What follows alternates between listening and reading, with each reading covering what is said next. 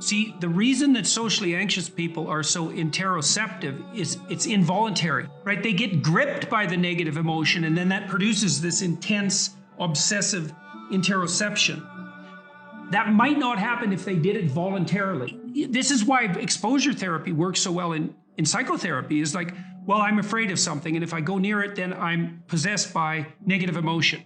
Well, that's if you go near it accidentally. I'm going to have you go near it purposefully. And what you're going to find is that to the degree that you do it purposefully, that response will be quelled. And that happens. It's extraordinarily reliable. Imagine you anticipate something and then you make a mistake. Now the question then becomes, how significant is the mistake?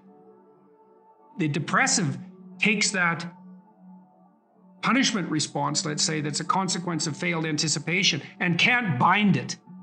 It just takes out all of their potential future selves. And so then they're in a depressive pit. That's too much learning from failure.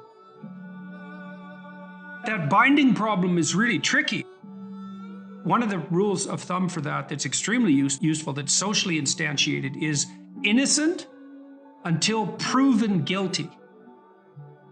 So you might say, when those thoughts come up, because they're adversarial and accusatory thoughts, you might say, well, that is part of the realm of possibility. But when your child does something wrong that's minor, you don't say you're a rotten kid. You bind it. You say, look, kid, here's a bunch of things you're doing right. But in this particular example, specific situation, here's the minimal thing you did incorrectly and how to alter it. And it's a really good habit of mind to address towards yourself as well as to other people, which is to say, well, what's the minimum crime that I'm responsible for in this moment? And that's part of this miracle of the presumption of innocence, and especially without proof. A lot of what I did in my clinical practice to people who had a depressive temperament was help them make a case for themselves.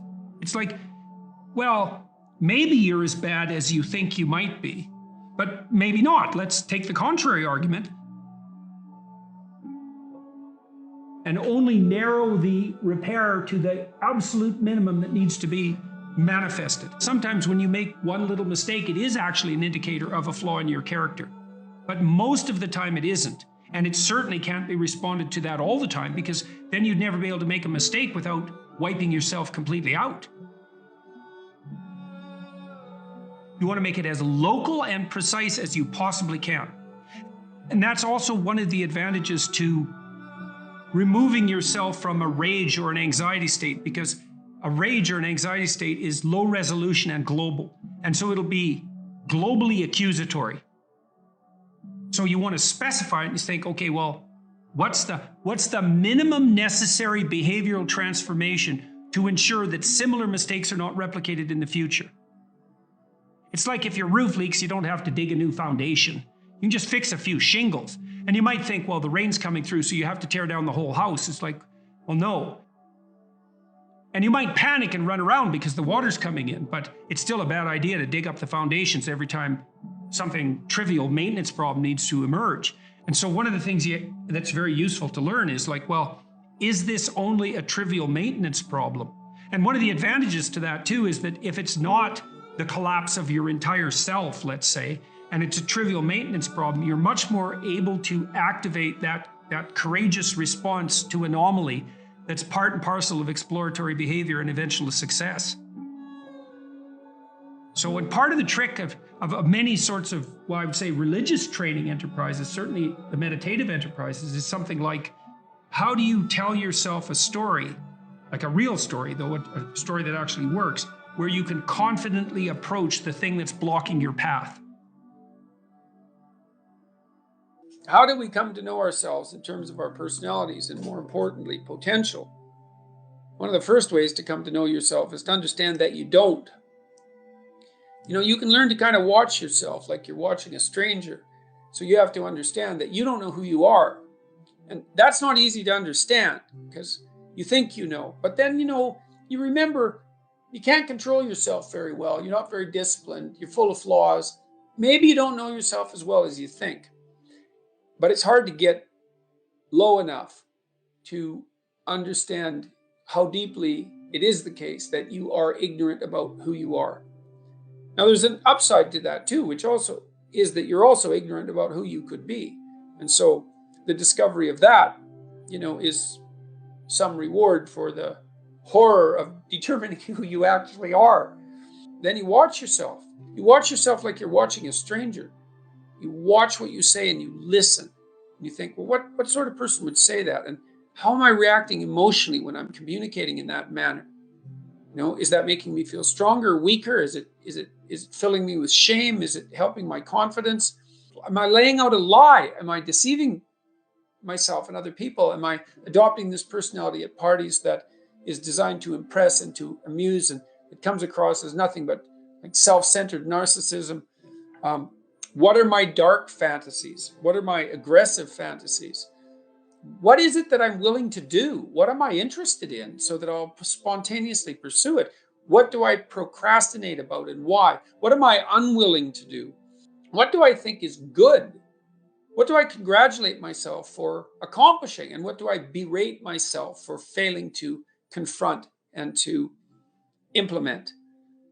Those are all incredibly complicated questions, and you don't know the answers to them. So that's a start. And then in terms of potential, well, you'll discover a little bit more about your potential as you discover who you are, especially the darker parts of yourself, because then you discover your potential for mayhem. There's some real utility in that. A discovery that you're dangerous. It's such a useful discovery. It's actually something that strengthens you, because the first thing that a realization like that can, in fact, produce is the ambition to incorporate that danger into a higher order personality. And that can make you implacable. That can make you someone who can say no when you need to say no. That can make you someone who won't avoid necessary conflict. And so that's unbelievably useful. And so that's one of the potentials that you might discover. The other thing you do to discover your potential is you challenge yourself. It's like, take a bit of a look at yourself and think about what's not so good that you could improve, that you should improve by your own standards, and that you would improve, and set yourself a little goal. Maybe you're not studying at all at your university, or maybe you're at work and you've got this stack of paper there, and you haven't looked at that damn stack for like a month, and you know that you should be, and you're bothering yourself at night because you're avoiding that. It's like, maybe think, well, I've avoided that stack of paper completely for 1 month. I'm quite a coward when it comes to whatever snakes might be hidden in that stack of paper. How about tomorrow I just put that stack of paper in front of me on my desk, and I glance through it for 15 seconds. See if I can do that. It's like, well, you set yourself a goal of improvement. It's a humble goal. There's things you could do to improve, and you know what they are. And there's small steps that you could take, that you might take, that would put you in that direction. And then the question is, are you big enough to take those small steps? Are you capable of grappling with the fact that you're fundamentally flawed to the point where you have to break things down into almost childlike steps in order to manage them? And the answer to that is, yeah, you are. Most people have things they avoid, and they're afraid of. So I would say, to some degree, it's the lot of everyone. People vary in the degree to which they've conquered that. And you do meet people from time to time who are extraordinarily disciplined. But most of the time, they've got disciplined in exactly this manner. It's through slow, incremental improvement. And then you challenge yourself. It's like, well, could I do this? That would be better. And then you find out. And then you think, well, is there something slightly larger and more challenging that I could do that would be better? And you try it and you find out. And as you try it and you find out, generally you get better at it, and you can take on larger and larger challenges. You take responsibility for yourself. That's part of standing up straight with your shoulders back. It's like, take on the world, man, but only at the level that you can manage. When you're ignorant and biased and deeply flawed and immature, it's where everyone starts. You don't want to bite off more than you can chew, but it doesn't mean that you can't wrestle with part of reality. Some part that's small enough so that you have a good shot at victory. And Then you attain victory over some small part of the chaos. And then you're the person who's victorious over chaos. You're just a beginner, but that's who you are. And then maybe you can get unbelievably good at that. And you do that by challenging yourself humbly at the level that you're able to function. It's easier to understand if you think about a child that you're trying to rear properly, and you want to make that child, help that child reveal their highest potential, whatever that is, whatever that means. And what you do is you don't set them a series of impossible tasks in the hope of undermining their self-confidence.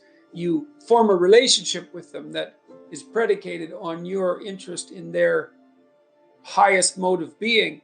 And then you offer them challenges that are precisely optimized to their ability, right? So they can do them, but they have to stretch. The two elements of their ability would be what they can do and how much they're capable of transforming what they can do. And an optimal challenge stretches you to the end of what you can do and then into the domain of how you can transform.